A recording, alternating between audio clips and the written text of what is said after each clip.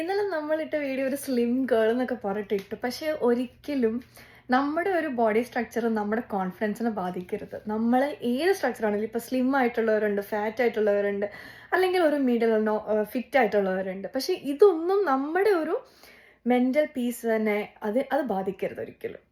എവിടെ ആണെങ്കിലും നമ്മൾ നമ്മളായിട്ടിരിക്കുക. നമുക്ക് നമ്മുടേതായ ഒരു ഐഡന്റിറ്റി ഉണ്ടാവുക, നമ്മുടേതായ ഒരു കോൺഫിഡൻസ് ഉണ്ടാവുക. വഴിയിൽ കൂടെ പോകുന്ന ആൾക്കാർ പലതും പറയും. അതൊന്നും കേൾക്കാൻ നിൽക്കണ്ട. ഇപ്പോൾ ഒരാളുടെ ഒരു ഫിസിക് എന്ന് പറയണത് ചിലപ്പോൾ അവർ കടന്നു പോകുന്ന ഓരോ സാഹചര്യങ്ങൾക്കുണ്ടാകാം. മേ ബി ഇപ്പം എന്താ പറയുക, നമുക്ക് കൂടുതലായിട്ട് വർക്ക് പ്രഷർ ഉണ്ട്, അല്ലെങ്കിൽ വർക്ക് കുറച്ച് കൂടുതൽ ഈ പ്രാവശ്യം എടുത്തു. പലർക്കും പല മെറ്റബോളിസം, അല്ലെങ്കിൽ അവർക്ക് ഇന്ന് ഫുഡ് കഴിക്കാൻ പറ്റില്ല. ഞാനൊക്കെ പെട്ടെന്ന് ഒരു നേരം കഴിച്ചില്ലെങ്കിൽ ഞാൻ ക്ഷീണിച്ചു പോകും, അല്ലെങ്കിൽ ഒരു ഇത്തിരി നേരം ഒന്ന് വിഷമിച്ചാൽ ഞാൻ ക്ഷീണിച്ചു പോകും. അപ്പം പലർക്കും പല കൈൻഡ് ഓഫ് സ്ട്രക്ചർ, ഓരോരുത്തർ ഫിസിക്കൽ സ്ട്രക്ചർ എന്ന് പറഞ്ഞാൽ വളരെ ഡിഫറെൻ്റ്. ചിലർക്ക് എന്താ പറയുക, ചിലർക്ക് കുഞ്ഞു കൈയായിരിക്കും, ചിലർക്ക് കുഞ്ഞു കാലായിരിക്കും, അവർക്ക് ജനിച്ചപ്പോൾ തൊട്ട വേറെ കൈൻഡ് ഓഫ് ഷേപ്പായിരിക്കാം. അതൊന്നും നമ്മൾ കാര്യമാക്കണ്ട. നമ്മളെപ്പോഴും നമ്മുടെ ബോഡിയിൽ കോൺഫിഡൻ്റ് ആയിട്ടിരിക്കുക. പിന്നെ കൂടുതൽ ഹെൽത്തി ആവാൻ നോക്കുക, നമ്മൾ സ്ട്രോങ് ആയിട്ടിരിക്കാൻ നോക്കുക. ബാക്കിയൊക്കെ എല്ലാം നമ്മൾ താനേ വന്നോളൂ. അത്രേ ഉള്ളപ്പോൾ.